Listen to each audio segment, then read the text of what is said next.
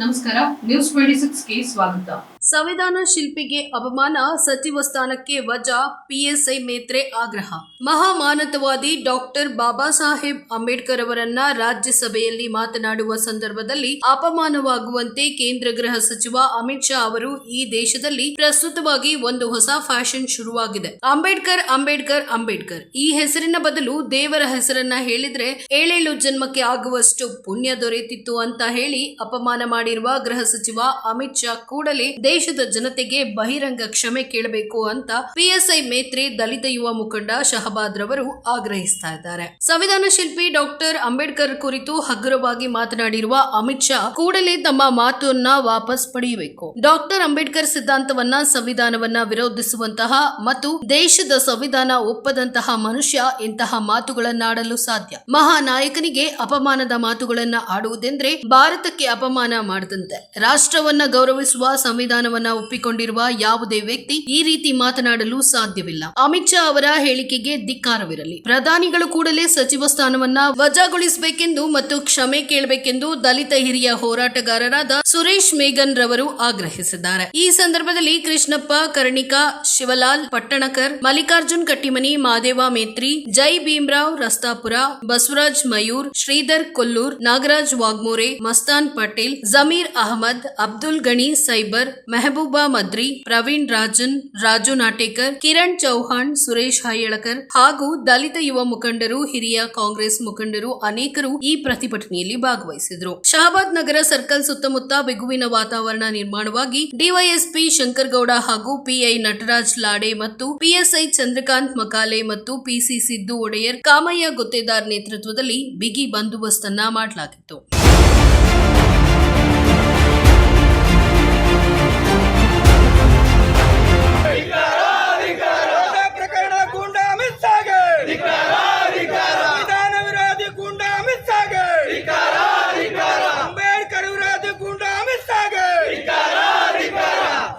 ನರಹಂತಕ ಅಮಿತ್ ಶಾ ಅವರಿಗೆ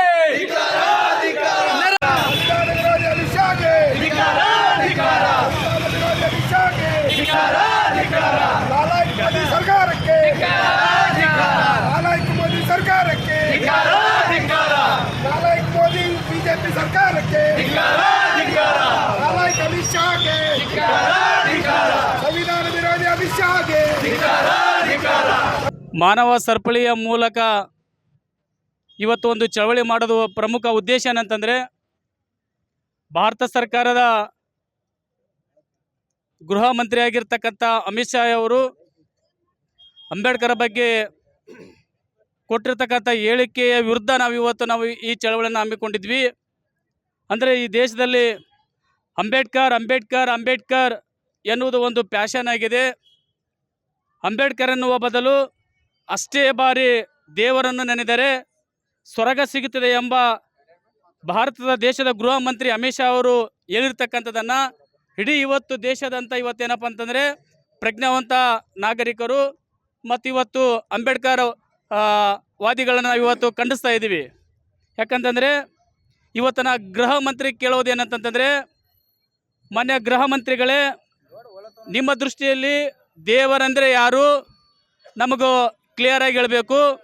ಮತ್ತು ಇನ್ನೊಂದು ವರ್ಣವನ್ನು ಬಳಕೆ ಮಾಡಿರಿ ಅಂತಂತಂದರೆ, ನೀವು ಶಬ್ದ ಬಳಕೆ ಮಾಡಿದಂದರೆ ಸ್ವರ್ಗ ಅನ್ನೋದು ಎಲ್ಲಿದೆ ಮತ್ತು ಅದು ಹೇಗಿರ್ತದ, ಮತ್ತು ಅಲ್ಲಿ ಸ್ವರ್ಗದಲ್ಲಿ ಇದ್ದವರನ್ನು ಭೂಲೋಕದಲ್ಲಿ ಬಂದು ಅವರನ್ನು ಸ್ವರ್ಗದಲ್ಲಿದ್ದು ಈಗಿಲ್ಲ ಅಂತ ಏನಾದರೂ ಸರ್ಟಿಫಿಕೇಟನ್ನು ತೆಗೆದುಕೊಂಡವರು ಈ ದೇಶದಲ್ಲಿ ಇದ್ದರೆ ಅವರು ತಾವು ಹೆಸರನ್ನು ಪ್ರಸ್ತಾಪಿಸಬೇಕು ಅಂತಕ್ಕಂಥದ್ದು ಕೂಡ ಈ ಮೂಲಕ ನಾವು ಆಗ್ರಹಿಸ್ತಾ ಇದ್ದೀವಿ. ಅಷ್ಟೇ ಅಲ್ಲ, ಅಣ್ಣ ಬಸವಣ್ಣನವರು ಮಾತುಗಳನ್ನು ತಮಗೆ ಮತ್ತೊಮ್ಮೆ ನಾವು ನೆನಪು ಮಾಡ್ಕೊಳ್ಳೋಕೆ ನಾನು ಇಷ್ಟಪಡ್ತಾ ಇದ್ದೀನಿ. ಅಮಿತ್ ಶಾ ಅವರೇ, ಆಚಾರವೇ ಸ್ವರ್ಗ, ಅನಾಚಾರವೇ ನರಕ ಎಂಬ ಶರಣರ ಮಾತುಗಳನ್ನು ತಾವು ನೆನೆಸ್ಕೊಳ್ಬೇಕು. ಸ್ವರ್ಗ ಅನ್ನೋದು ಏನು ಅಂತಕ್ಕಂಥದ್ದು ಕೂಡ 12ನೇ ಶತಮಾನದಲ್ಲಿ ಬಸವಣ್ಣನ ಹೇಳಿದ್ದಾರೆ. ಮತ್ತು ನರಕ ಅನ್ನೋದು ಏನು ಅಂತಕ್ಕಂಥದ್ದನ್ನು ಕೂಡ ಅವ್ರು ಹೇಳಿದ್ದಾರೆ. ಈ ಮಾತನ್ನು ತಾವು ಕರೆಕ್ಟಾಗಿ ತಿಳ್ಕೊಂಡಿಲ್ಲ ಅಂತಕ್ಕಂಥದ್ದು ಕೂಡ ಇವತ್ತಿನ ವೇದಿಕೆ ಮೂಲಕ ತಮಗೇನಪ್ಪ ಅಂತಂದರೆ ನಾವು ವಿರೋಧ ಮಾಡ್ತಾ ಇದ್ದೀವಿ ಅಂತಕ್ಕಂಥದ್ದು. ಅಷ್ಟೇ ಅಲ್ಲ,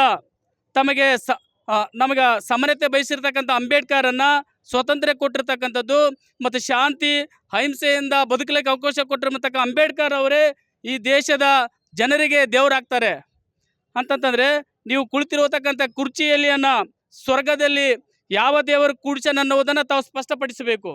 ಆ ಕಾರಣಕ್ಕೆ ಏನಪ್ಪ ಅಂತಂದರೆ ತಾವು ಕೂಡಲೇ ಏನಪ್ಪ ಅಂತಂದರೆ ಈ ಒಂದು ರಾಜೀನಾಮೆ ಕೊಡಬೇಕು ಅಂತಕ್ಕಂಥದ್ದು ಶಾಬಾದ್ ತಾಲೂಕಿನ ಮೂಲಕ ತಮಗೇನಪ್ಪ ಅಂತಂದರೆ ನಾವು ಆಗ್ರಹಿಸ್ತಾ ಇದ್ದೀವಿ. ಅಷ್ಟೇ ಅಲ್ಲ, ಭಾರತ ಒಂದು ಪ್ರಜಾಪ್ರಭುತ್ವ ರಾಷ್ಟ್ರದಲ್ಲಿ ಡಾಕ್ಟರ್ ಬಾಬಾ ಸಾಹೇಬ್ ಅಂಬೇಡ್ಕರನ್ನು ಏನಪ್ಪ ಅಂದರೆ ಅವರ ಬರೆದಿರ್ತಕ್ಕಂಥ ಸಂವಿಧಾನವನ್ನು ಒಂದು ಕಡೆ ಪಕ್ಕದಲ್ಲಿಟ್ಟು ನೀವು ಈ ದೇಶದ ಗೃಹ ಮಂತ್ರಿಗಳಾಗಿದ್ರಿ, ಒಂದೇ ಒಂದು ನಿಮಿಷವನ್ನು ನೀವು ಆಡಳಿತ ಮಾಡಿ ತೋರಿಸ್ರಿ. ನಿಮ್ಮಲ್ಲಿ ದೇವರು ನೀವು ಹೇಳಿರ್ತಕ್ಕಂಥದ್ದನ್ನು ನಾವೇನಪ್ಪ ಅಂತಂದ್ರೆ ನಾವು ಎಷ್ಟು ಆ ದೇವರ ನಡೀತಾ ಇರ್ತಕ್ಕಂಥದ್ದು ಬಾಬಾ ಸಾಹೇಬರು ಕೊಟ್ಟಿರ್ತಕ್ಕಂಥ ಸಂವಿಧಾನದ ಮೇಲೆ. 36 ಕೋಟಿ ದೇವತೆಗಳ ದೇಶದಲ್ಲಿದ್ದರೂ ಕೂಡ ಈ ದೇಶದಲ್ಲಿ ಸಮಾನತೆಯನ್ನು ತಂದುಕೊಟ್ಟಂಥವರು ಬಾಬಾ ಸಾಹೇಬ್ ಅಂಬೇಡ್ಕರ್ ಅವರು. ಹಾಗಾಗಿ ಬಾಬಾ ಸಾಹೇಬ್ ಅಂಬೇಡ್ಕರ್ ಅವರು ನಮಗೆ ಬಹಳ ಪ್ರಮುಖರಾಗ್ತಾರೆ. ನಾವು ದಿನನಿತ್ಯ ಅಲ್ಲ, ದಿನದ 24 ಗಂಟೆಗಳಲ್ಲಿ ಪ್ರತಿ ನಿಮಿಷ ಕೂಡ ಬಾಬಾ ಸಾಹೇಬನ ಹೆಸರನ್ನು ತಗೋತೀವಿ. ಯಾಕಂತ ಹೇಳಿದ್ರೆ ಯಾವುದೇ ದೇವರು ಮಾಡದೇ ಇರ್ತಕ್ಕಂಥ ಕೆಲಸ ನಮಗಾಗಿ ಬಾಬಾ ಸಾಹೇಬರು ಮಾಡಿದ್ದಾರೆ.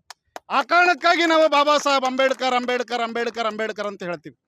ಅಂಬೇಡ್ಕರ್ ಅಂತಕ್ಕಂಥದ್ದು ಶೋಕಿಗಲ್ಲ, ನಾಲ್ಕು ಇದು ನಮ್ಮ ಉಸಿರು, ಇದು ನಮ್ಮ ಕನಸು, ಇದು ನಮ್ಮೆಲ್ಲರ ಒಂದು ಆದ್ಯ ಕರ್ತವ್ಯ ಕೂಡ ಹೌದು. ಆ ಕಾರಣಕ್ಕಾಗಿ ನಾವು ಅಂಬೇಡ್ಕರ್ನ ಹೆಸರು ಹೇಳ್ತೀವಿ.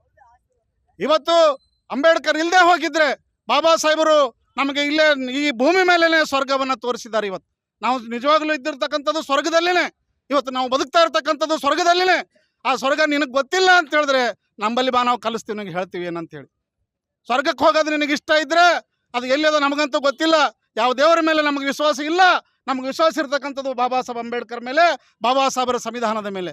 ಇವತ್ತು ಈ ದೇಶದಲ್ಲಿ ಎಲ್ರಿಗೂ ಕೂಡ ಸಮಪಾಲು ಸಮಬಾಳು ಕೊಟ್ಟಿರ್ತಕ್ಕಂಥ ಸಂವಿಧಾನ, ಆ ಸಂವಿಧಾನದ ಮೂಲಕನೇ ಇವತ್ತು ನೀನು ಕಾನೂನನ್ನ ಕಾಯ್ದೆಯನ್ನು ಮಾಡಬೇಕಾಗ್ತದೆ.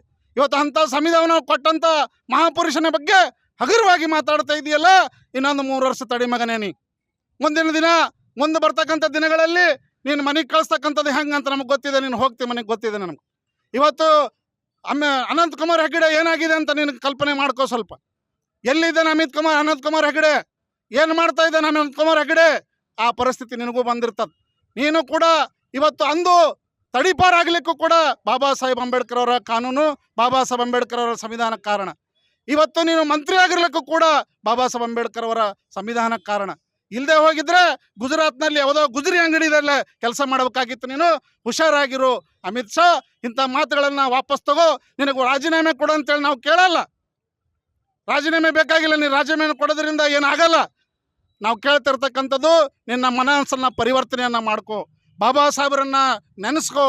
ಬಾಬಾ ಸಾಹೇಬರ ಪುಣ್ಯ ಕೊಟ್ಟಿರ್ತಕ್ಕಂಥ ಋಣನ ತೀರಿಸಲಿಕ್ಕೆ ನಿನ್ನ ಚರ್ಮದಿಂದ ಚಪ್ಪಲಿ ಮಾಡಿದ್ರು ಕೂಡ ಅದು ಕಮ್ಮಿ ಇಲ್ಲ. ಅದು ಅವರ ಋಣ ತೀರ್ಲಕ್ಕೆ ಸಾಧ್ಯ ಇಲ್ಲ.